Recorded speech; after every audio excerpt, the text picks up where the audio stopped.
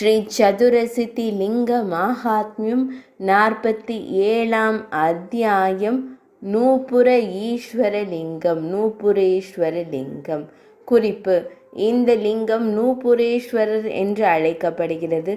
ஏனெனில் அவர் குபேரனால் சபிக்கப்பட்ட நூபுரர் என்ற சிவகணம். இந்த லிங்கத்தை சாந்தப்படுத்துவதன் மூலம் தனது பதவியை மீண்டும் பெற்றார். ஸ்ரீ தேவதேவர் கூறினார்: நூபுரேஸ்வரர் என்ற லிங்கத்தை 47வது தெய்வமாக அறிந்து கொள்ளுங்கள். இதை கண்டாலே அனைத்து சித்திகளும் கிடைக்கப்பெறும். முன்பு ரதந்திர கல்பத்தில் நூபுரர் என்ற ஒரு கணம் இருந்தது. அவர் எப்போதும் ருத்ரனுக்கு அர்ப்பணிப்புடன் இருந்தார். 5 முத்திரைகளால் அலங்கரிக்கப்பட்டார். ஒரு முறை அவர் குபேரனின் சபைக்கு தெய்வீக கன்னிகைகள் நிகழ்த்திய ஒரு பெரிய விழாவை காண வந்தார். இளம் கன்னிகைகளில் சிறந்தவரான ஊர்வசி, ரம்பை, திலோத்தமை, மேனகை மற்றும் பிறருடன் மிகுந்த மகிழ்ச்சியுடன் அங்கு நடனமாடினார். நடனத்தை கண்ட பிறகு கணர்களின் தலைவரான நூபுரர் காமனின் அம்புகளால் பாதிக்கப்பட்டு அவர்கள் நடுவில் நடனமாடினார். காமனின் அம்புகளால் மிகவும் வேதனைப்பட்டு மகிழ்ச்சியுடன் நடனமாடிய அவர் ஊர்வசியின் மார்பில் ஒரு பூக்களால் அடித்தார். மலர் கொத்தால் தாக்கப்பட்டவுடன் ஊர்வசி கோபமடைந்தாள். அவள் அனைத்து ஆசைகளையும் அருளும் பகவான் தனதாவிடம் அடைக்கலம் வேண்டினாள். கோபத்தால் கிளர்ந்தெழுந்த மனதுடன் தனதா கூறினார்: உன்னால் மேடை சீர்குலைந்து காமனால் பீடிக்கப்பட்டு நீ மரண உலகில் விழுந்து விடுவாய். பாவி! குபேரனின் சாபத்தால் அவர் பூமிக்கு சென்று அதிகப்படியான துயரத்தால் புலம்பினார். பாவியான நான் என்ன செய்தேன்? தேவி அதிகமாக புலம்பிய பின்னர் வரங்களை அருளும் தம்மிடம் அடைக்கலம் வேண்டினார். மகிழ்ச்சி அடைந்த தாம் பெரிய தெய்வம் அவருக்கு தம்மை வெளிப்படுத்தினீர். பக்தியுடன் வணங்கிக் கொண்டிருந்த கணங்களின் தலைவனிடம் நீ மகிழ்ச்சியுடன் கூறினாய்: மகனே, என் கட்டளைப்படி அற்புதமான மகா காலவனத்திற்கு செல்வாய்.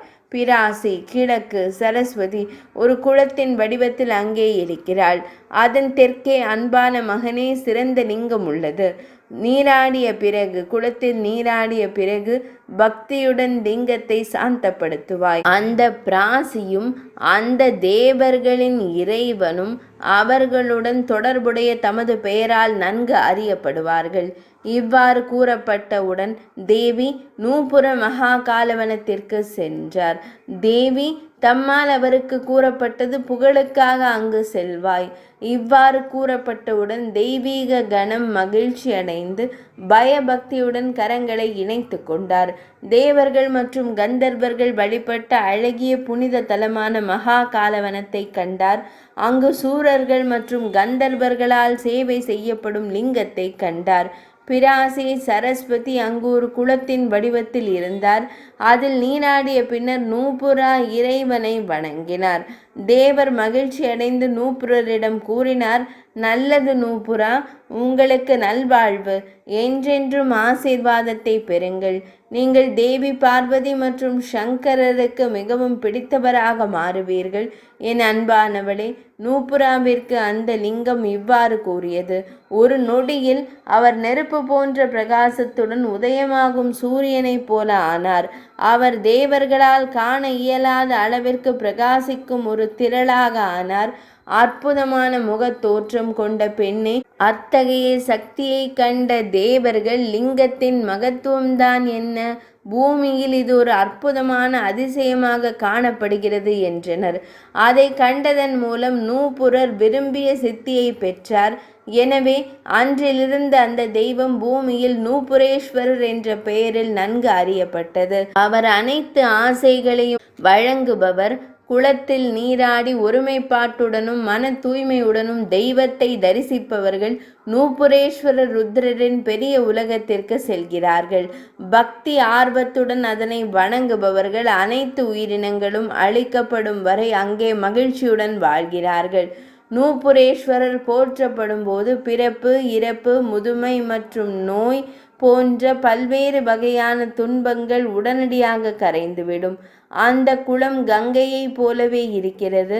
அற்புதமான விழிகளை கொண்ட பெண்ணே, இது யமுனையும் விதாஸ்தையும் சங்கமிக்கும் நிலைக்கு இணையானது.